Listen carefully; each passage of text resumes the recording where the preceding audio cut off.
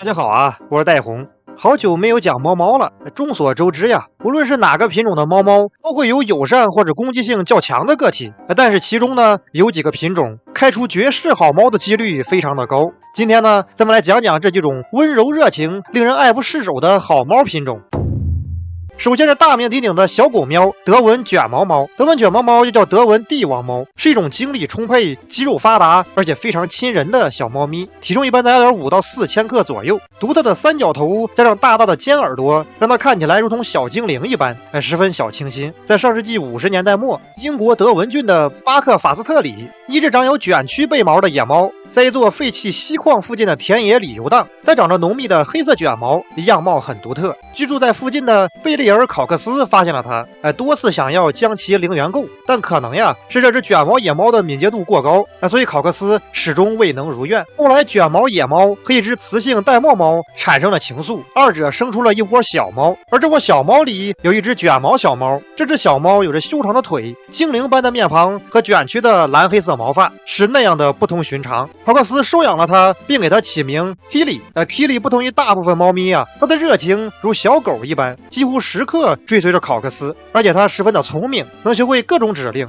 甚至是边走钢丝边摇尾巴都不在话下。长寿的 Kitty 如熹贵妃一般擅长生产，而且经过考克斯的研究和培育，最终确定了Kitty 携带着一种独特的卷毛基因，在1967年被定名为德文卷毛猫。这种卷毛的基因变异究竟因为什么产生呢？暂时还不太清楚。但是由于同样发现于临近地点矿井附近的科尼斯卷毛猫也带有这样的卷毛基因，所以很多人怀疑卷毛突变是附近矿井的放射性所造成的。德文卷毛猫的优点非常多，其毛发细而短，只需比较简略的擦拭即可保持清洁，而且它们对水的接受度相对较高，相对于其他大部分猫来说，它更能接受洗澡。而且德文卷毛猫对饲养者十分的热情亲密，很喜欢站在人类的肩膀和人类共度时光，适应性强，大胆且外向，很擅长融入家庭。也正因为如此呀，相应的缺点出现了。相比于大部分独立安静的猫来说，德文卷毛猫更需要陪伴，有时候甚至显得过于调皮捣蛋，这对工作比较忙碌的智人来说恐怕会有些苦恼。然后是传说中的法老严选阿比西尼亚猫，这种气质优雅、线条优美的猫猫是近乎完美的伴侣宠物猫，对饲养者富有感情而且忠诚。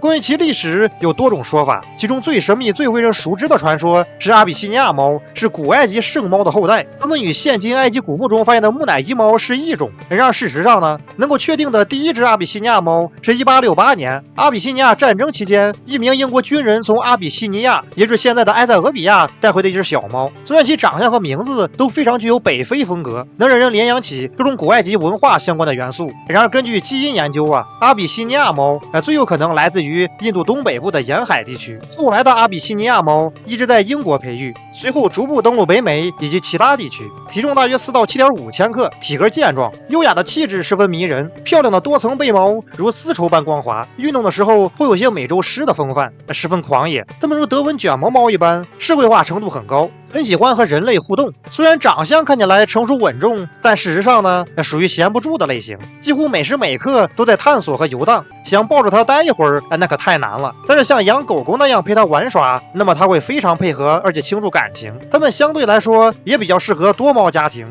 善于交流，而且性格友善。我插播一种我个人非常喜欢的小猫由曼基康猫和波斯猫合体进化而来的米努特猫。以前我家附近的猫咖里有一只米努特猫，也叫拿破仑猫。身材短圆，短短的小脚十分可爱，皮毛十分顺滑。依稀记得呀，当时猫咖里的其他猫都堪称是飞檐走壁，一个个要么抓不住不亲人，要么热情似火得陪它玩。每次我坐到那儿喝咖啡吃蛋糕的时候，只有那只小小的米努特猫会坐到我身边，往我身上一歪，我俩就这样度过一个轻松愉快的下午。哎呀，十分怀念。米努特猫继承了曼基康的活力以及波斯猫的温柔，然而关于其健康状况这方面不太好下结论。有些人认为米努特猫十分健康，不会罹患曼基康猫经常出现的关节以及骨骼方面的疾病。然而有些米努特猫还是容易得骨关节炎等。现在欧美的部分州通过立法禁止繁殖曼基康猫以及米努特猫等，所以关于它的健康状况这方面比较有争议。卷耳猫不同于有基因缺陷呢，会罹患软骨病的折耳猫。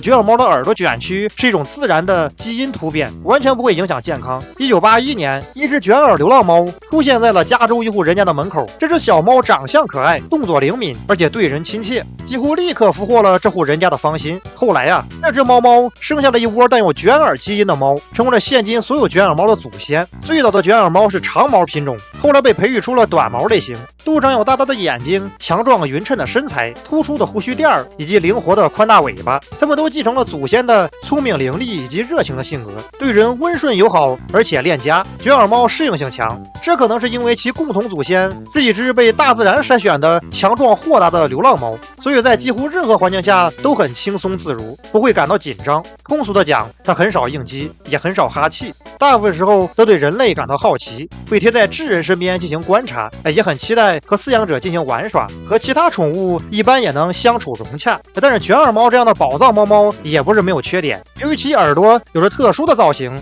导致其耳部清洁十分重要，而且清洁的时候还要格外小心，避免拉扯损伤其耳部软骨，所以在这方面还是比较复杂，需要耗费一定的心神。最后是绝世好猫暹罗猫，公认最容易出好猫的品种，是一个原产于现今泰国的古老猫猫品种。而在1351年到1767年期间的泰国阿瑜陀耶王国时期，当时有一部经典古代猫猫诗集手稿，史称《猫论》，其中便记载有暹罗猫。后来到了19世纪，暹罗猫如巨星般风靡欧洲和北美，其美丽的蓝色瞳孔、精灵般的三角头、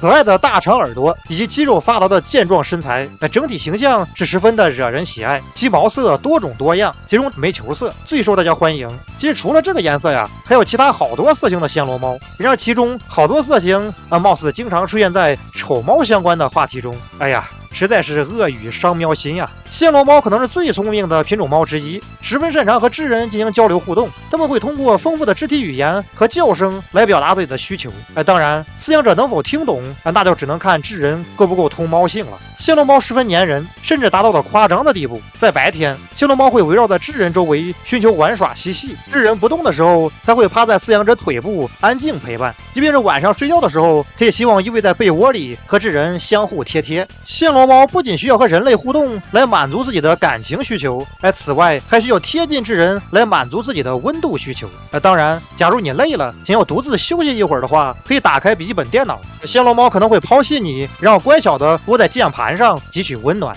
相应的呢，暹罗猫的缺点也在于此。假如你工作过于忙碌，难以给予猫猫关注的话，暹罗猫会感到有些焦虑。关于好猫的介绍暂时告一段落，感谢大家观看。大家喜欢的话，希望点个3加关注。我是戴红，我们下期再见。今天又是普通的一天，加油吧大家！